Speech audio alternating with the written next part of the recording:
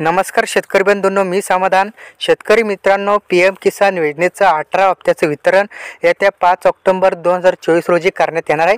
तर शेतकरी बंधूंनो, त्या अनुषंगाने सर्वप्रथम तुम्हाला हा हप्ता मिळणार की नाही हे तुम्हाला तपासायचं आहे. त्यासाठी मित्रांनो, तुम्हाला या ठिकाणी तुमचं स्टेटस ओपन करून तुम्हाला 3 गोष्टी ॲक्टिव्ह आहे का हे चेक करायचं आहे. तर त्या 3 गोष्टी तुमच्या ॲक्टिव्ह नसेल तर तुम्हाला 2000 रुपयाचा हप्ता मिळणार आहे. तर त्यासाठी मित्रांनो, हे कसं चेक करायचं हेच आपण या व्हिडिओच्या माध्यमातून A to Z प्रोसेसमध्ये पाहणार आहोत. त्यासाठी तुम्ही आपल्या चॅनलवरती पहिल्यांदाच आला असाल किंवा नवीन असाल तर आपल्या मराठी केंद्र या यूट्यूब चॅनलला सबस्क्राईब करून नोटिफिकेशन अवश्य ऑन करा, जेणेकरून आमचे नवीन अपडेट नवीन व्हिडिओ तुम्हाला आपल्या चॅनलच्या माध्यमातून वेळोवेळी मिळत राहतील. तर चला मित्रांनो, वेळ न घालवता व्हिडिओला सुरुवात करूया. शेतकरी बंधूंनो, सर्वप्रथम तुम्हाला तुमच्या गुगल क्रोम किंवा ब्राउझरवरती या ठिकाणी ओपन करायचं आहे आणि त्यामध्ये PM किसान असं या ठिकाणी सर्च करायचं आहे. PM किसान सर्च केल्यानंतर तुमच्यासमोर पहिली वेबसाईट दिसते, त्यावरती क्लिक करा. त्यानंतर मित्रांनो, तुमच्यासमोर एक नवीन इंटरफेस पेज ओपन होईल. यावरती तुम्ही पाहू शकता, तुम्हाला थोडं स्क्रोल डाऊन करायचं आहे.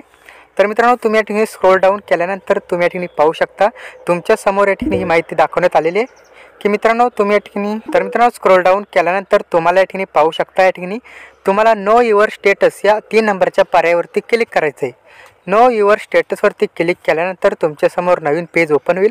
तर मित्रांनो, तुम्हाला या ठिकाणी आता या ठिकाणी तुमचा रजिस्ट्रेशन नंबर हा या ठिकाणी नोंदणीकृत नंबर या ठिकाणी टाकणं आवश्यक आहे. तो जर तुम्हाला माहीत नसेल किंवा हरवला असेल तर तुम्ही नो युअर रजिस्ट्रेशन नंबर, तुम्हाला तुमचा रजिस्ट्रेशन नंबर माहीत करण्यासाठी नो युअर रजिस्ट्रेशन नंबर यावरती क्लिक करायचं आहे. त्यानंतर मित्रांनो, तुम्हाला स्क्रोल डाऊन करायचं आहे.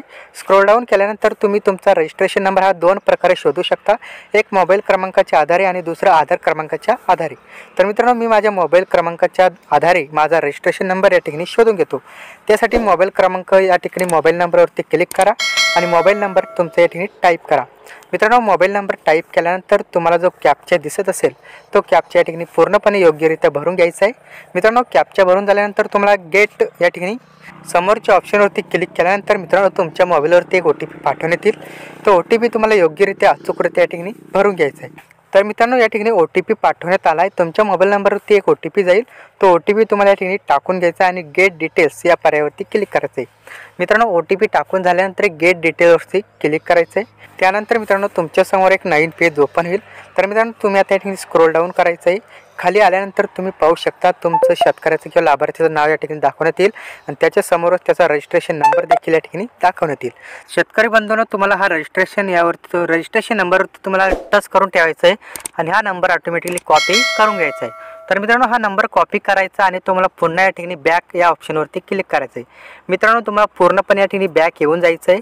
मित्रांनो, बॅक तुम्हाला या ठिकाणी नो युअर स्टेटस या पर्यायावरती पुन्हा एकदा क्लिक करायचं आहे. त्यानंतर तुम्हाला खाली स्क्रोल डाऊन करायचं आहे.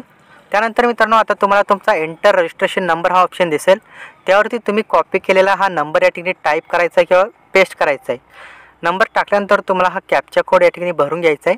मित्रांनो, कॅप्चा भरून झाल्यानंतर तुम्हाला गेट OTP यावरती क्लिक करायचं आहे. त्यानंतर मित्रांनो, तुमच्या रजिस्ट्रेशन असलेल्या मोबाईल नंबरवरती एक OTP पाठवण्यात येईल.